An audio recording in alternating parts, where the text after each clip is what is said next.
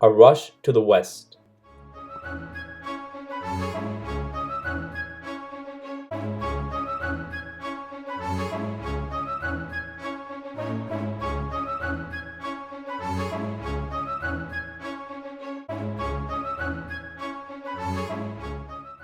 Mormons settle in Utah. Mormons settle in Utah looking for a safe place to practice their religion. Joseph Smith founded in 1830 in New York the Church of Jesus Christ of Latter-day Saints, also known as the Mormon Church. This church had conflicts because of their beliefs in property held in common and polygamy. As a result, they had to migrate to the Valley of Utah before the Mexican secession. When it became an American territory, Mormons came into conflict with officials appointed by the government because of these three issues. First, the Mormon Church controlled the election process. Second, the church supported only Mormon business. Third, polygamy was illegal in the rest of the country.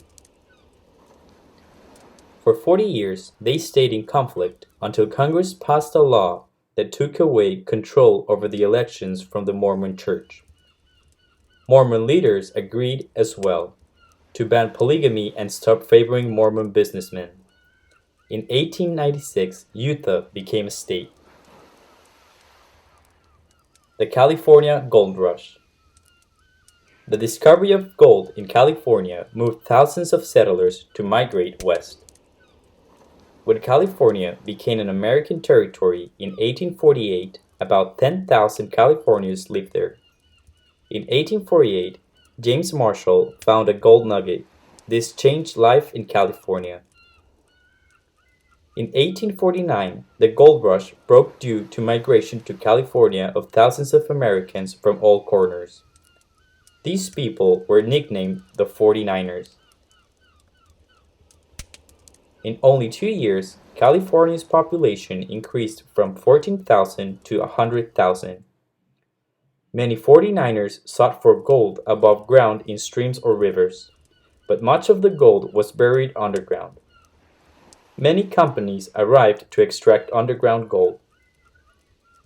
One of the main problems was water rights, because California had plenty of lands but very little water.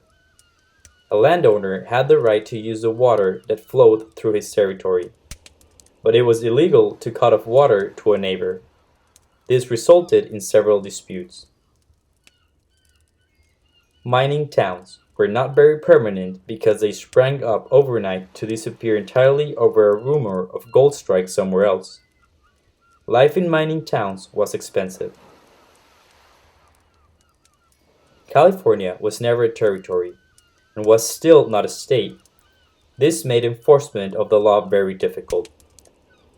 To impose some order, miners adopted their rules. Punishment for a crime was quick and brutal.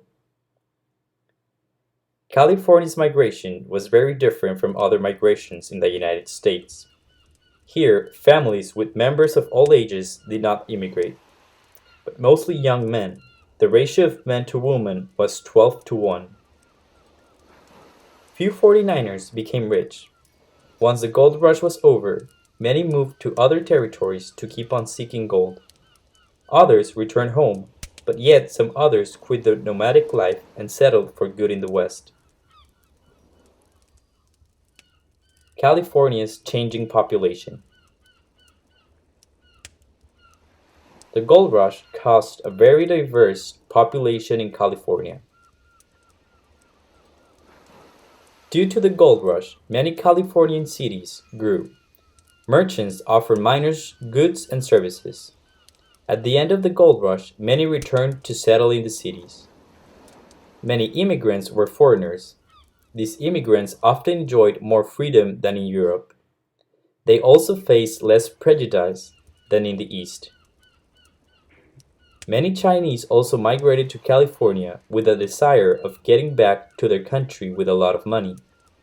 However, they faced substantial discrimination.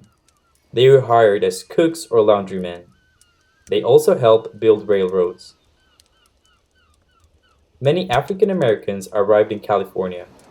They had their own churches and newspapers. Thought slavery did not root in California, they did not have equal rights. Indians were strongly affected by the gold rush because many immigrants killed them to steal their lands. More than 100,000 Indians died at this time.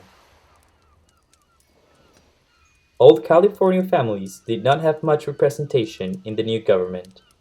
They could not stop discrimination against their people, and because many of them received land grants during the Spanish regime, they were required to prove ownership, thus losing their lands to pay for legal process.